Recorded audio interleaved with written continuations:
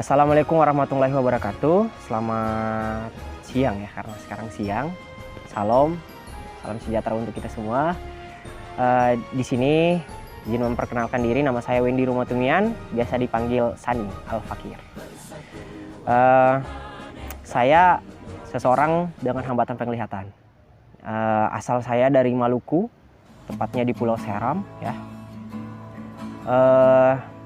Mungkin di sini saya akan sedikit sharing mengenai pengalaman hidup saya yang bisa jadi gitu ya, memotivasi kepada teman-teman disabilitas secara umum, teman-teman disabilitas tunanetra secara khusus, dan lebih khususnya lagi yaitu orang-orang pada umumnya atau orang-orang normal yang tidak memiliki hambatan. Nah, saya 5 bersaudara, saya anak ketiga. Kemudian saya juga mengalami ketunanetraan itu semenjak umur 8 tahun atau SD kelas 2. Nah, saya semenjak mengalami ketunanetraan itu, saya sempat berhenti selama 3 tahun lebih, berhenti sekolah. Sudah sempat berobat ke dokter gitu, tapi tidak ada hasil. Hasilnya normal semuanya. Dokter ahli mata pun tak percaya kalau saya itu tidak bisa melihat. Terus saya bertemu sama tante saya yang dari Ternate, Maluku Utara. Jadi tante saya mengajak saya untuk pergi ke Ternate, bersekolah di sekolah khusus atau sekolah luar biasa ya di sana. Nah, saya dibawa ke sana tahun 2008. 2008 saya bersekolah. Kemudian saya sempat ikut lomba juga waktu itu ya, ikut lomba perdana, lomba catur. Dan setelah itu saya ikut lomba OSN juga 2010, kemudian 2011 saya juara 3 nasional catur. 2012 treble saya turun. 2011 itu masa-masa yang cukup sedih lah gitu ya. Ibu saya meninggal 2011. Ibu saya meninggal 2011. Kemudian waktu itu 2012 sempat turun prestasi saya, tapi saya bangkit lagi gitu ya. Saya bangkit lagi, dan 2013 saya balik lagi untuk berprestasi baik di tingkat regional maupun tingkat nasional. Terus saya ikut lomba O2SN. O2SN itu Olimpiade Olahraga Siswa Nasional. Nah, itu saya ikut O2SN di catur, kemudian sempat ikut OSN juga waktu itu, cerdas cermat MIPA. Terus ikut juga literasi, ya, literasi menulis, karena saya hobi menulis juga gitu ya. Kemudian saya juga pernah jadi atlet juga gitu kan, atlet lari, lari, lompat, dan tolak peluru. Kemudian saya juga sempat ikut lomba IT juga, dan waktu itu nama lombanya itu Jambore IT, yang ngadainnya Kominfo. Itu saya sempat juara juga gitu sampai ke tingkat nasional. Dan setelah itu saya pas SMA ya, SMP itu saya pindah ke YPAC di Ternate itu ya, masih di Ternate. YPAC SMP, SMA saya di YPAC.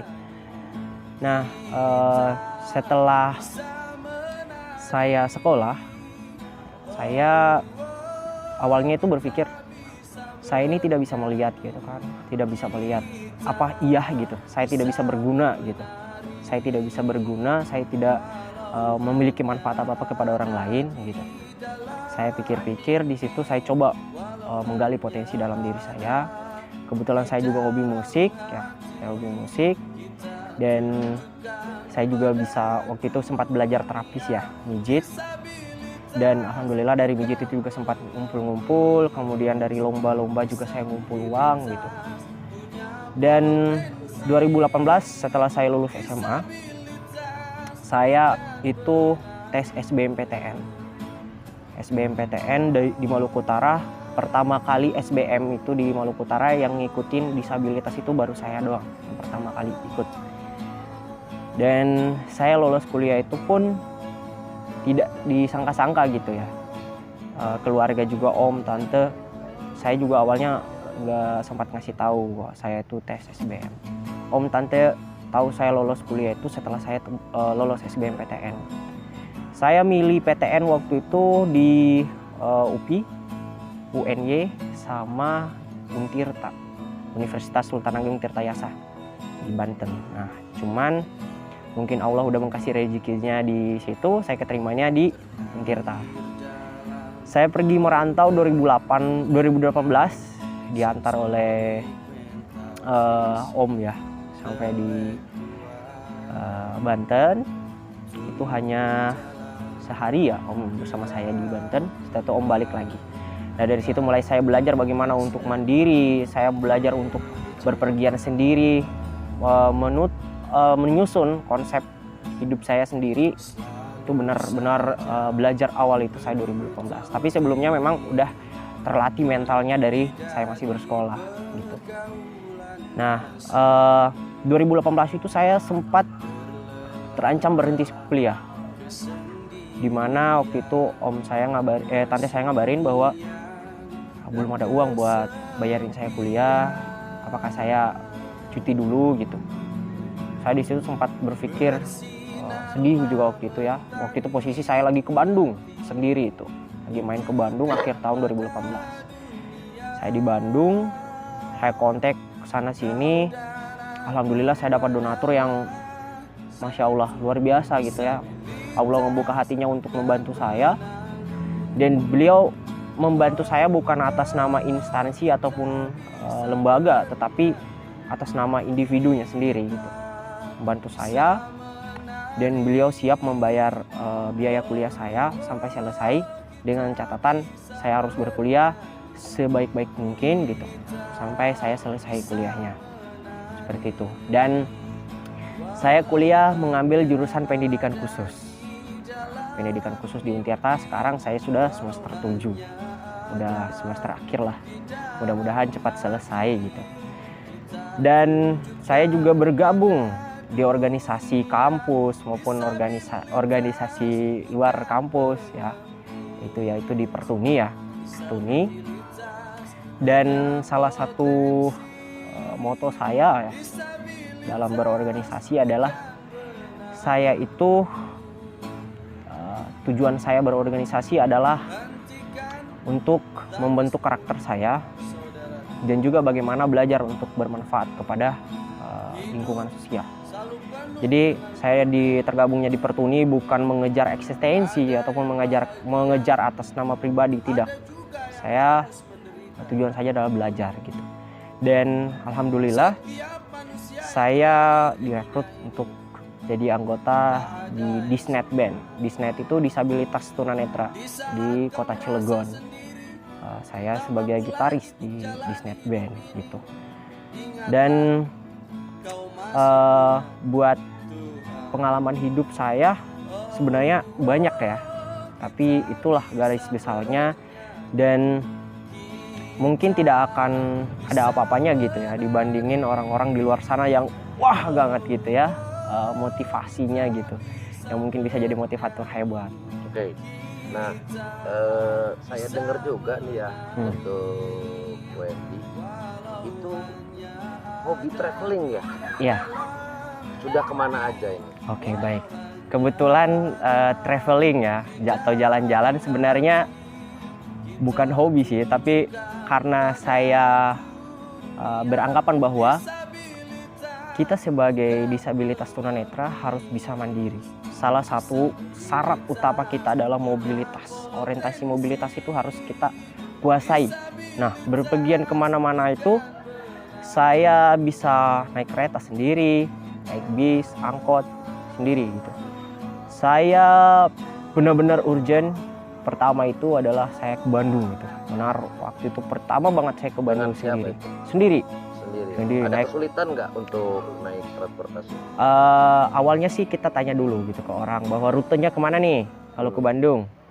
Kalau Bandung kan ada terminal Lui Panjang ya, Lui Panjang. Tapi saya karena tujuan saya ke Pajajaran, saya tidak turun di Lui Panjang.